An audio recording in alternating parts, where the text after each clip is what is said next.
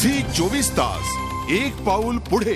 राधा ही बावरी या मालिकेमधल्या घडामोडींनी आता वेग घेतलेला आहे।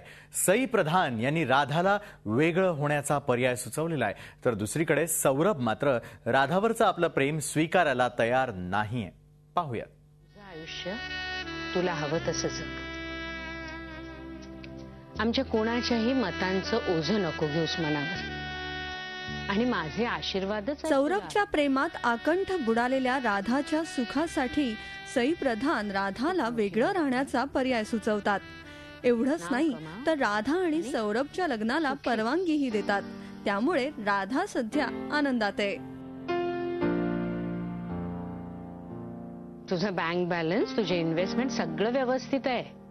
स्वतःचं मॅटर्निटी होम सुरू करायचं असलं तरी चटकन लोन मिळेल तुला। आपण काही वर्षापूर्वी खारला तुझ्या नावावर फ्लॅट घेतलाय, तिथे जाऊन तू राहू शकतेस। तसंही लग्नानंतर ती जागा तुझ्या उपयोगी पडेल, कारण मला नाही वाटत एवढ्यात सौरभ तुमच्यासाठी वेगळी जागा घेऊ शकेल।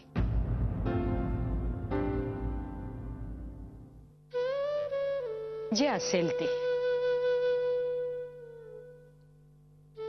पण आता तुझ्या मनासारखं होतंय ना, मग रडायचं कशाला? आणि बच्चा, मी काय तुला माझ्यापासून तोडून टाकत नाहीये।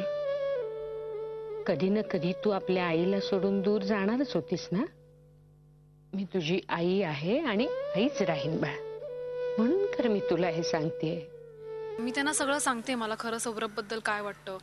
तेही त्यांच्या कन्सर्न सांगतात की बाबा मला असं टेन्शन आहे की सौरभ लहान आहे तुझ्यापेक्षा, तो शिकलेला, फार कमी शिकलेला आहे। त्याच्यानंतर ह्या सगळ्या कन्सर्न्स आम्ही एकमेकांशी डिस्कस करतो, पण इव्हेंच्युअली ते म्हणतात की मला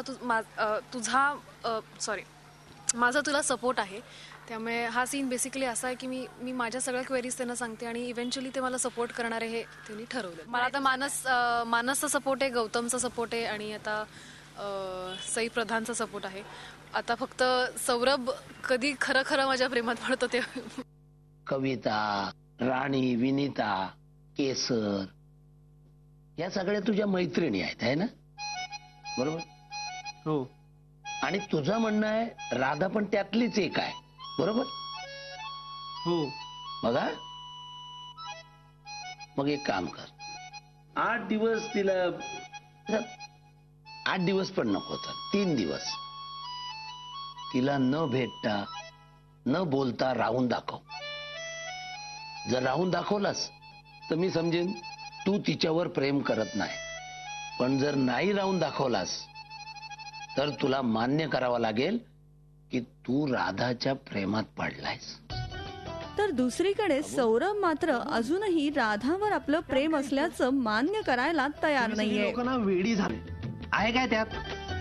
3 दिवस का 8 दिवस राहून दाखवतो तिला न भेटता न बोलता, कुछ फरक नहीं पड़ता यार। अरे छोड़ यार सौरभ, आय माय यशवंत डगे पण चॅलेंज घेऊन सांगतो, अरे मिशी काढून टाकीन राधाची बोलल्याशिवाय राहिलाच तर। चल,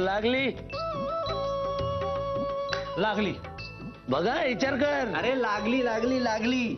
सो सौरभ अजूनही त्याच्या भावासाठी म्हणूनच प्रयत्न करतोय, आणि त्यातही असा कॅच आहे की त्याला त्याच्या सीमा वहिनींनी हे सांगितलंय की तू राधा आणि केदारचं जमव, नाहीतर मी तुझ्याशी बोलणार नाही आणि मी निघून जाईन।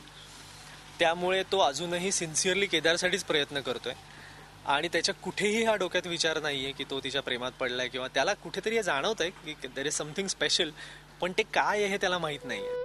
तुझं स्वतःच खारचं घर तुला हवं तसं सजव, तिथे काय हवं काय नको ते नीट बघ। त्यासाठी थोडा वेळ लागेलच, आणि स्वतःची स्वतंत्र प्रॅक्टिस सुरू होईपर्यंत तू कुठल्याही दुसऱ्या। त्यामुळे आता राधावरचं प्रेम सौरभला कळणार का? राधा आणि सौरभच्या नात्यात आता काय नवीन वळण येणार याचीच उत्सुकता आहे। झी 24 तास साठी ब्युरो रिपोर्ट, मुंबई। थोडं दूर राहिलं ना म्हणजे नात्यातली गोडी टिकते, म्हणून माझ्या जवळपणाचं आता बंधन नको तुला। तू पंख पसर आणि घे मोठी भरारी। झी 24 तास एक पाऊल पुढे।